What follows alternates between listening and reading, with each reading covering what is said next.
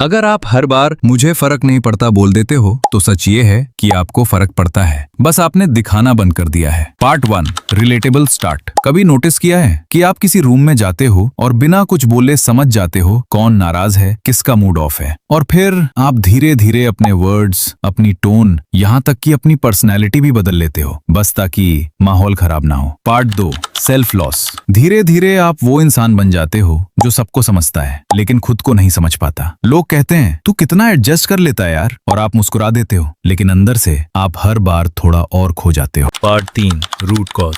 ये आदत आज की नहीं है, ये बचपन से शुरू हुई थी, जब घर में कभी सब नॉर्मल होता था और कभी अचानक माहौल बदल जाता था। कभी प्यार मिलता था, कभी बिना वजह साइलेंस। तब आपने सीखा अगर सबको खुश रखोगे तो सब ठीक रहेगा। Part 4, phone behaviour simplified. आपने लड़ना नहीं सीखा, भागना नहीं सीखा, आपने सीखा खुद को बदल लेना। जो सामने वाला चाहता है वही बन जाना, ताकि कोई आपसे नाराज ना हो। Part 5, everyday example, strong relatability. अब आज की लाइफ में देखो, जब कोई पूछता है क्या खाना है, आप बोलते हो कुछ भी। कौन सी मूवी देखनी है, तो आप बोलते हो कुछ भी। कहाँ जाना है, तो आप बोलते हो तुम डिसाइड कर लो। सुनने में सिंपल लगता है, लेकिन सच ये है कि आपको खुद नहीं पता आपको क्या चाहिए। Part 6, emotional disconnect. क्योंकि आपने सालों तक अपना ध्यान दूसरों पे रखा, किसका मूड कैसा है, किसे क्या पसंद है, किसे क्या नहीं पसंद, और इसी में आप अपनी फीलिंग्स की लैंग्वेज भूल गए। Part 7, relationship impact. अब जब आप रिलेशनशिप में आते हो, छोटी सी बात पर भी आप तुरंत सॉरी बोल देते हो।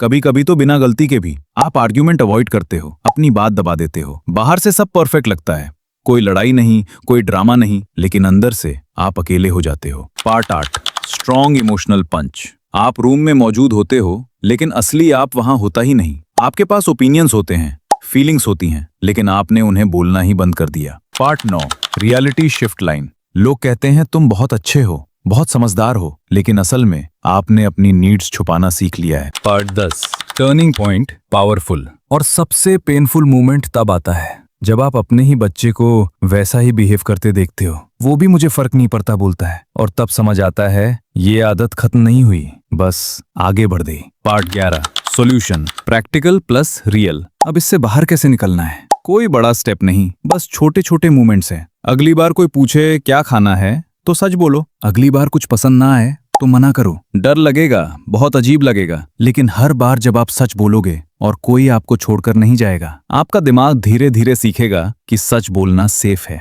फाइनल एंडिंग, आप कमजोर नहीं हो, आपने सरवाइव करना सीखा है, लेकिन अब टाइम है खुद के लिए जीना सीखने का।